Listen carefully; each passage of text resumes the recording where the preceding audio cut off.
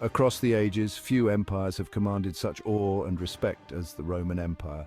Their legions, those disciplined warriors in gleaming armor, marched across vast swathes of the ancient world, leaving an indelible mark on history.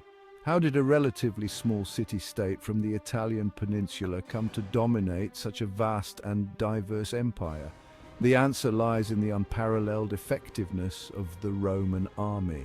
Join me now as we delve into the heart of this ancient war machine, uncovering the key factors that made the Roman army one of the most effective fighting forces the world has ever seen.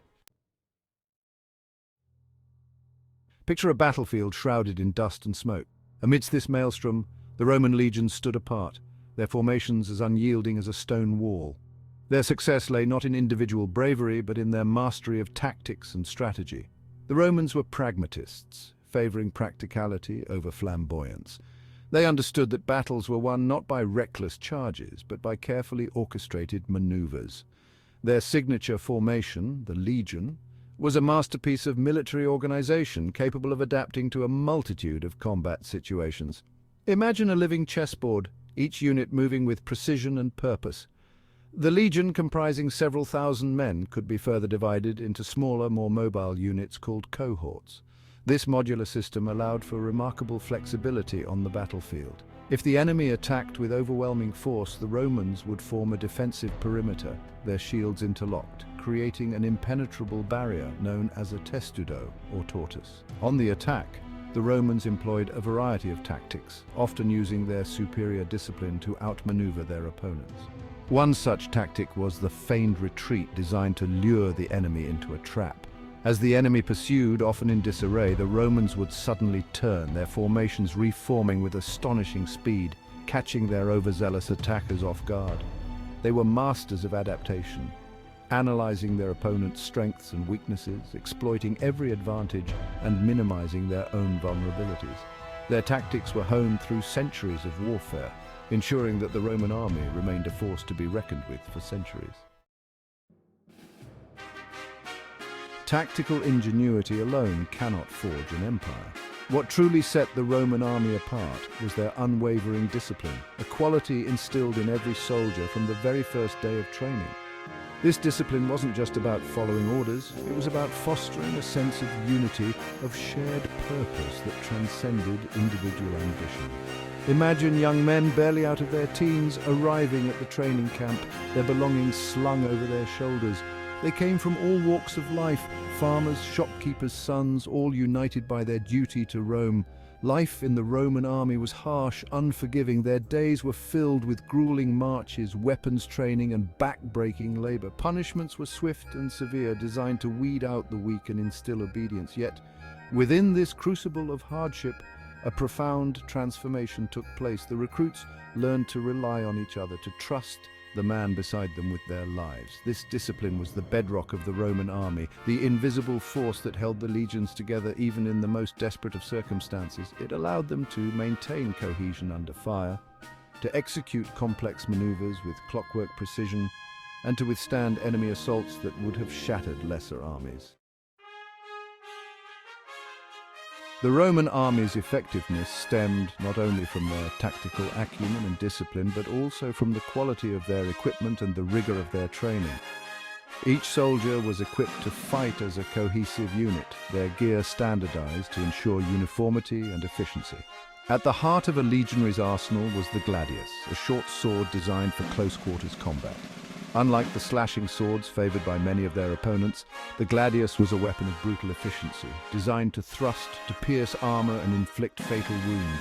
In addition to the gladius, each legionary carried a pilum, a heavy javelin designed to disrupt enemy formations. Imagine the impact as these javelins rained down on enemy ranks, their weighted tips punching through shields and armor, creating chaos and confusion. But the true marvel of Roman engineering was their armor. Gone were the days of cumbersome bronze cuirasses. The legionaries were equipped with the lorica segmentata, a revolutionary new type of armor constructed from interlocking iron plates. This ingenious design provided excellent protection while remaining remarkably flexible, allowing the soldier to move freely in the heat of battle. Yet equipment alone does not a soldier make. The Romans understood that true effectiveness lay in the training of their soldiers. From the moment a recruit donned his uniform, he embarked on a grueling training regimen designed to hone his body and mind into a weapon of war. They marched long distances, carrying heavy packs, to build stamina and endurance. They practiced swordsmanship and javelin throwing, their movements becoming second nature. They were taught to fight not as individuals, but as a unit, their movements synchronized, their actions guided by the commands of their centurion. Through this relentless training, the Roman army ensured that its soldiers were not just equipped for war, they were prepared for it.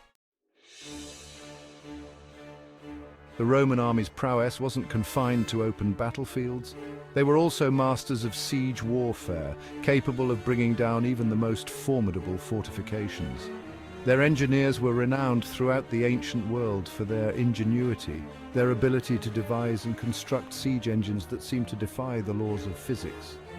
Imagine a city perched atop a rocky crag, its walls seemingly impregnable. For many armies, such a fortress would be an insurmountable obstacle, but for the Romans it was simply a challenge to be overcome. Their engineers would set to work, their minds abuzz with plans and calculations. From their workshops came marvels of engineering, towering siege towers that dwarfed the city walls, their platforms bristling with archers and artillery. Then there were the battering rams, immense wooden beams tipped with iron, swung by dozens of men, their rhythmic chants echoing across the battlefield. Each impact sent tremors through the city walls, threatening to breach the defenses and unleash the fury of the Roman army.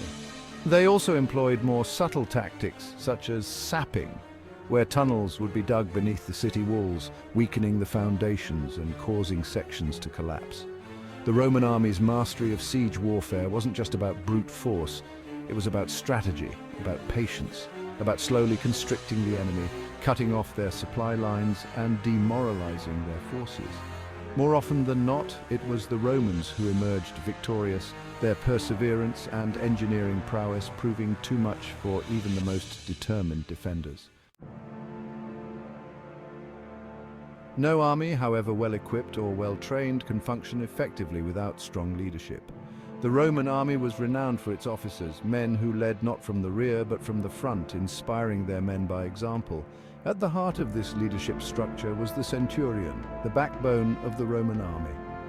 Imagine a centurion, a grizzled veteran, his face etched with the scars of countless campaigns. He stands shoulder to shoulder with his men, his voice booming above the din of battle, rallying them to victory.